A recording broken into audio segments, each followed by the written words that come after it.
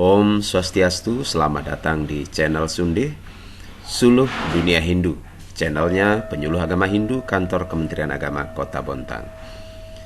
Ada satu hal yang ingin kita diskusikan pada hari ini, yaitu apa yang menyebabkan usia kita menjadi panjang. Kita akan mulai dari siapa kita, siapa saya. Pertanyaan ini sebenarnya ditujukan kepada kita semua dan mengacu kepada dua hal, bahwa hakikatnya diri kita adalah jiwa dan raga. Jiwa adalah sesuatu yang tersimpan di dalam diri kita yang tidak pernah kita ketahui, tidak pernah kita lihat, tetapi dialah sesungguhnya yang nyata, yaitu sang jiwa atau sang Atman. Sedangkan badan kita hakikatnya adalah tersusun atas panca mahabhuta yang dapat kita raba, yang dapat kita pegang, yang dapat kita lihat, yang semuanya terhubung dengan 5 elemen dasar alam semesta atau panca mahabhuta. Sebagai manusia kita memiliki tujuan, dan agama kita memberikan kita sebuah gambaran bahwa tujuan yang hakiki adalah bagaimana mencapai moksartam jagadita. Ada sebuah pertanyaan kepada kita. Apakah kita mencapai bahagia? Apakah kita justru semakin terikat di dunia ini?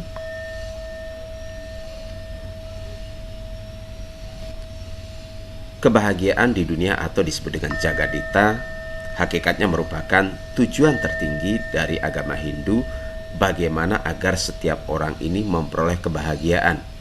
Dengan kebahagiaan bersama di alam semesta, maka niscaya segalanya akan menjadi lebih baik, dan itulah yang diharapkan, di mana seluruh dunia mencapai kedamaian, mencapai kebahagiaan. Dan tujuan akhir tertinggi dari agama Hindu adalah mencapai moksa, yaitu bebas dari ikatan. Adalah merupakan sebuah kebahagiaan sejati yang mestinya menjadi tujuan kita. Dalam mencapai tujuan, agama Hindu memberikan 4 jalan yang disebut dengan catur marga atau catur yoga, yang mana dapat kita pilih di antara 4 ini yang manakah yang paling sesuai dengan kita, dan sebenarnya secara simultan keempatnya dapat dipraktekkan dalam kehidupan sehari-hari dan tidak dapat dipisahkan satu dengan yang lainnya. Berikut 4 jalan atau catur marga itu. Yang pertama adalah bhakti yoga, yaitu cara mencapai tujuan dengan sujud bakti ke hadapan Hyang Widi. Yang kedua adalah karma yoga, yaitu cara untuk mencapai tujuan dengan melakukan kerja atau karma. Dan yang ketiga adalah jnana yoga, yaitu dengan cara mempersembahkan ilmu pengetahuan sebagai jalan pendekatan diri kepada Yang Maha Kuasa. Dan yang keempat adalah raja yoga, yaitu dengan cara melakukan hubungan langsung ke hadapan Sang Hyang Widiwasa melalui tapa brata yoga, dan pada akhirnya mencapai samadhi. Berbicara tentang ikatan, Giranda Samhita 4 menegaskan, Nasti maya sanah paso, nasti yogat parambalam, nasti cenanat parubandur, na aham karat paroripu. Tiada ikatan selain maya, tiada kekuatan selain yoga, tiada sahabat sejati selain jenana, tiada musuh selain ahangkara. Jadi di sini Giranda Samhita menegaskan bahwa ikatan yang paling besar di dunia ini adalah ikatan duniawi atau ikatan maya. Nah, ikatan-ikatan inilah yang dapat dihancurkan dengan yoga. Karena itu, kita perlu memperoleh pengetahuan tentang ajaran yoga yang benar agar kita mampu menundukkan musuh-musuh yang ada di dalam diri dalam wujud ego atau ahamkara. Berbicara tentang kehidupan, maka kita bisa melihat titik-titik kehidupan kita, dalam posisi mana kita berada saat ini. Di dalam ajaran catur asrama, kita mengenal ada 4 titik kehidupan. Yang pertama adalah titik Brahmacari, Yang kedua titik grihasta, yang ketiga titik wanaprasta, dan yang keempat adalah titik biksuka. Brahmacari adalah masa di mana kita menuntut ilmu, grihasta adalah masa di mana kita membentuk rumah tangga, wanaprasta adalah di mana kita mulai melepaskan diri dari ikatan duniawi, dan biksuka adalah betul-betul bagaimana aplikasi dari lepas ikatan terhadap duniawi itu dapat diwujudkan. Inilah 4 fase yang menunjukkan tahapan-tahapan kehidupan dari kehidupan yang bahagia menurut agama Hindu.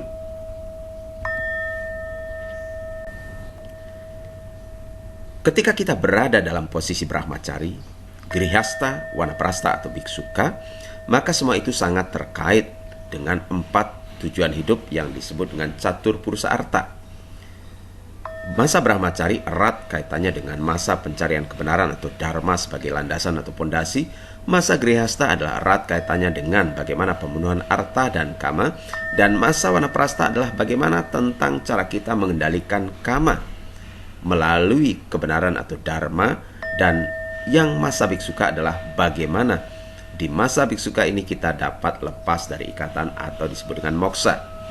Tentu kita harus bertanya kembali kepada diri kita, seberapa kuatkah Anda dalam setiap tahapan kehidupan ini? Inilah yang menentukan sukses tidaknya hidup kita. Jadi jelas ditegaskan melalui 4 tahapan kehidupan. Bagaimana kondisi Anda di saat pandemi saat ini? Apakah Anda seorang pelajar? Apakah Anda seorang kepala rumah tangga? Apakah Anda orang yang betul-betul mulai melepaskan diri dari ikatan, menikmati masa pensiun? Ataukah betul-betul di hari akhir Anda adalah seorang biksuka yang menginginkan pembebasan? Semua itu sangat bergantung pada titik mana Anda berada. Yang kita perlukan di saat pandemi adalah bagaimana kita dapat meningkatkan imunitas diri kita dan juga keluarga. Sebab keluarga adalah yang terdekat dengan diri kita. Jika kita lihat di dalam intern diri kita, di dalam kehidupan kita, apakah yang menyebabkan imunitas kita dapat menjadi lebih baik di masa pandemi? Kita lihat bagaimana keterhubungan sancita karma. Jadi sancita karma atau karma wasana ini juga akan mempengaruhi bagaimana kehidupan kita saat ini. Yang kedua adalah bagaimana prarabdha, apa yang kita lakukan saat ini sebagai usaha yang tekun di dalam mengendalikan diri kita di dalam situasi pandemi. Jadi keduanya ini akan berkolaborasi di dalam kehidupan kita. Jadi kita tidak hanya dapat mengandalkan sancita atau karma wasana di masa lalu, tetapi kita juga harus berbuat di masa sekarang ini, yaitu dengan prarabdha karma pala. Saya contohkan misalnya ketika kita hendak menghindari persebaran pandemi COVID, pemerintah telah menganjurkan 5M. 5M inilah yang hendaknya kita laksanakan sebagai upaya prarabdha karma pala. Dalam sebuah keluarga, hakikatnya kita saling terhubung satu dengan yang lainnya. Seorang ayah terhubung dengan anak-anaknya, terhubung dengan istrinya.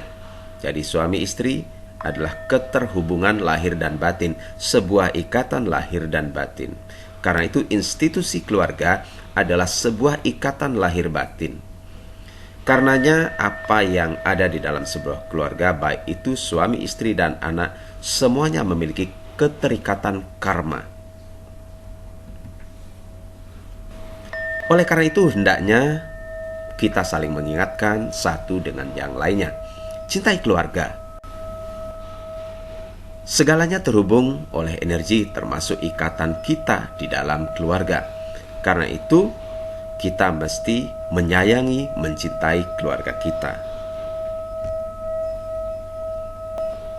Jika kita mencintai keluarga kita, maka kita akan memberikan yang terbaik pada keluarga kita. Dan memberikan prana yang baik juga akan membangun keluarga yang baik.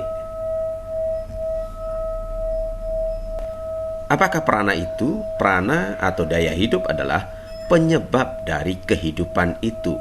Karenanya kita mesti mengetahui bahwa daya hidup adalah merupakan kekuatan di dalam kehidupan ini.